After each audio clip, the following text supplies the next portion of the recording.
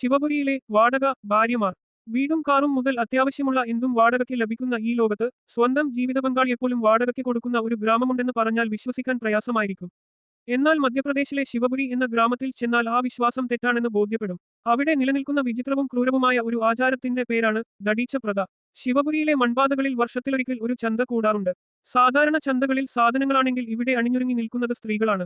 മംഗല്യസൂത്രവും സിന്ദൂരവും ചാർത്തി സാരിത്തലപ്പുകൊണ്ട് മുഖം മറച്ചു നിൽക്കുന്ന അധികവും ദരിദ്ര കുടുംബങ്ങളിൽ നിന്നുള്ള സ്ത്രീകൾ. അവരെ ചുറ്റിപ്പറ്റി പണമുള്ള പുരുഷന്മാർ നടക്കുന്നു. അവർക്ക് വേണ്ടത് പച്ചക്കറികളല്ല, മറിച്ച് നിശ്ചിത കാലത്തേക്ക് ഒരു ഭാര്യയാണ്.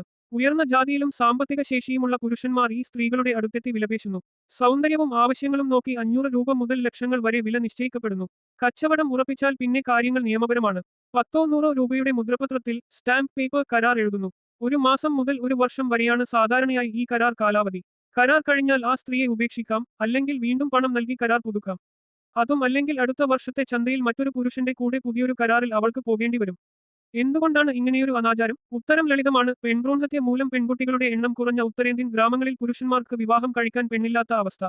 ഇതിനെ മുതലെടുക്കുന്നത് ഇടനിലക്കാരും ദാരിദ്ര്യവുമാണ്. ഗുജറാത്തിലെ കർഷകനായ അത്ത പ്രജാപതിയുടെ ആതാ പ്രജാപതി ജീവിതം ഇതിനൊരു നേർസാക്ഷ്യമാണ്. ജന്മിയുമായുള്ള കടം വീട്ടാൻ ഗത്യന്തരമില്ലാതെ അയാൾക്ക് സ്വന്തം ഭാര്യയായ ലക്ഷ്മിയെ 8000 രൂപയ്ക്ക് ജന്മിക്ക് വാടകയ്ക്ക് നൽകേണ്ടി വന്നു.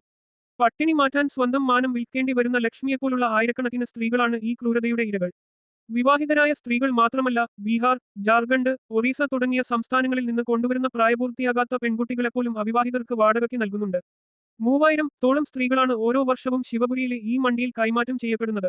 ഏറ്റവും ദയനീയം ഈ കരാറുകൾക്കിടയിൽ ജനിക്കുന്ന കുഞ്ഞുങ്ങളുടെ അവസ്ഥയാണ്.